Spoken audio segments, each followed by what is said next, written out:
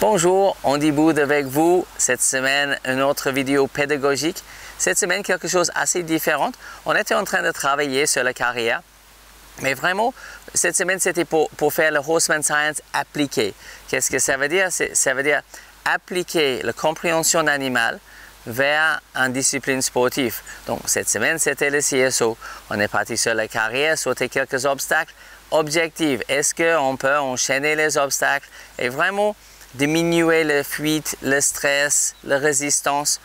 Vraiment, ces choses-là, ce devrait être l'objectif de toute cavalière. Le but de cette vidéo, c'est pas de montrer quelque chose de spectaculaire, mais avec un meilleur niveau de compréhension, si on éduque l'animal correctement, on peut enchaîner les obstacles, comme on va voir dans cette vidéo, dans un relâchement total, avec le chevaux assez calme, sans résistance, sans fuite, sans stress. Le bien-être pour l'animal est toujours à la recherche d'une équitation le plus éthique que possible. Si on peut trouver cette harmonie entre le cavalier et le cheval, c'est l'idéal. Maintenant, sur la carrière, donc on devrait trouver une forme de partenariat dans tout ce qu'on fait avec le cheval. Là, on voit le cheval d'Avril, Sydney, qui arrive à côté de la montoire. Donc, toujours en train de travailler sur cet objectif si important. Est-ce que mon idée peut devenir son idée? Après, Avril est parti sur la piste, travailler un petit peu et vraiment essayer d'avoir le cheval le plus connecté que possible. On voit tout le travail qu'elle a fait pour avoir un cheval qui est connecté dans le couloir de tes jambes et connecté avec son assiette.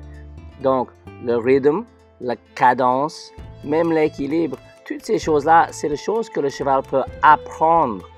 Et après, quand on a un très bon boulot de base sur le plat, on peut bien sûr ajouter les obstacles.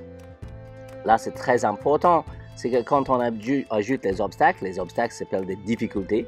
Quand on ajoute les difficultés, que le cheval maintienne cette cadence, cet rythme dans cette galop. Et si ce n'est pas déjà très bien sur le plat, ben, ce n'est pas la peine d'essayer avec les obstacles. Avant qu'Avril a commencé tout ça avec le cordelettes, bien sûr, elle a fait comme Lika ici dans cette vidéo avec le licol et longe. Et petit à petit, elle a utilisé le licol et longe pour corriger les erreurs et utilise des corrections pour effacer des corrections. Donc, c'est très différent que juste piloter le cheval dans une forme de fuite freinée. C'est éduquer le cheval en faisant des corrections avec des rênes. Si le cheval passe un petit peu trop vite, corriger. Et on voit bien que là, on a un cheval qui est dans un rythme correct, dans un galop très correct. Et elle fait très peu avec la main. Le cheval est très connecté avec son corps. Et surtout, on voit bien que Lika et son cheval sont très heureux d'avoir ce partenariat. Maintenant, Avril va enchaîner quelques obstacles. Donc, à nouveau avec le cordelette. Et le cordelette, c'est vraiment pas pour faire le spectacle. L'importance avec le cordelette, c'est un outil pédagogique. Donc, on peut pas, qu'est-ce qu'on peut pas faire avec le cordelette? On peut pas tirer. Elle peut tirer, mais elle tire contre elle-même. Donc, elle doit guider le cheval entre les deux rênes extérieures, bien sûr, dans le couloir de ses jambes, avoir le cheval connecté avec ses mouvements d'assiette et être capable de guider le cheval sur ce parcours. Bien sûr, capable d'avoir la direction, l'impulsion, très bien contrôlée sans les difficultés et ajoute les difficultés. Et on voit là, il n'y a pas d'hésitation avant l'obstacle, il n'y a pas d'accélération après l'obstacle. Et ça, c'est vraiment l'idéal. Mais au lieu d'avoir une forme de fuite freinée, qu'on voit un petit peu trop souvent sur le terrain de concours, on voit bien qu'elle a une bonne cadence, un bon rythme. C'est pas dans la fuite. Le cheval saute particulièrement bien. Ce n'est pas des gros obstacles, mais c'est très correct.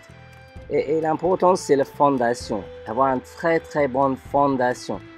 Là, Avril, elle ajoute quelques obstacles directionnels et vous pouvez voir, même sans le cordelette. Mais pour réussir un exercice comme ça, il faut vraiment que le cheval soit envie de sauter. Donc, comment on peut motiver le cheval pour qu'on partage les mêmes objectifs? J'espère que vous avez trouvé cette vidéo intéressante et un grand bravo à Avril et à Lika pour tout ce travail. Et à tous les élèves que j'ai eu cette année, vraiment c'était un grand plaisir. Et je ne vais pas hésiter de mettre plus en plus de vidéos parce que vraiment on commence à obtenir des choses exceptionnelles. peut-être vous n'êtes pas trop CSO, vous êtes plus dressage, vous n'êtes pas peut-être dans la discipline équestre, vous êtes plus loisir et vous cherchez un partenariat avec votre cheval, mais le rêve et la réalité, c'est deux choses assez différentes. Parfois, on fait les erreurs dans l'éducation de nos chevaux parce qu'on a du mal à trouver l'information nécessaire. Comment le cheval apprendre?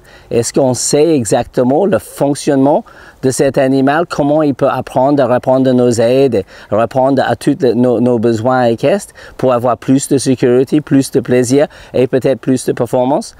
Donc, il y a beaucoup de confusion qui existe. Si c'est le cas pour vous et vous voudrez savoir plus sur comment le cheval apprend, comment éduquer votre cheval, comment faire en sorte que le rêve et la réalité deviennent la même chose, mardi, le 31 octobre, je vais faire un webinaire sur ce sujet. Donc, n'hésite pas d'enregistrer pour cet webinaire. Ça va être à 20h. Donc, il y a quelque chose à cliquer en haut ou en bas de cette page ici pour enregistrer pour le webinaire à 20h mardi prochain. Et je vais passer beaucoup de temps avec vous pour vraiment bien expliquer comment le cheval apprendre.